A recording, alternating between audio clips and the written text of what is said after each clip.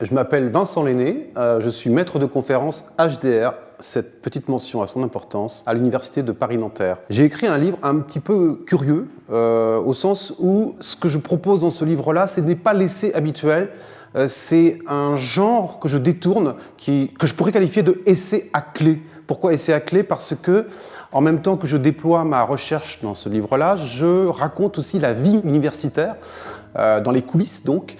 Et ça m'amène à parler de mes collègues.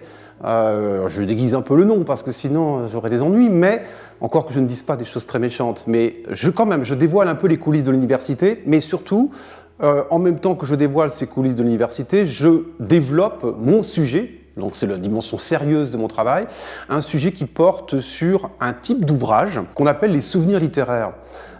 C'est tout un corpus d'ouvrages qui dormait dans les bacs et dans les bibliothèques. 600 ouvrages au total que j'ai exhumés en quelque sorte et qui ont une particularité, c'est qu'ils sont écrits par des gens pas très connus, des écrivains pas très connus, mais qui parlent de gens très connus en revanche. Pour vous donner un exemple, vous avez un homme qui s'appelle Maxime Ducamp. Bon, on n'a pas forcément lu Maxime Ducamp, mais cet homme-là a écrit sur Flaubert, sur Baudelaire, vous voyez. Et donc, quand il devient un petit peu vieux, il arrive sur la fin de carrière, il se dit qu'un moyen de se valoriser, c'est d'écrire sur les gens célèbres. Parce qu'effectivement, dès que vous écrivez sur des personnes célèbres, on vous lit.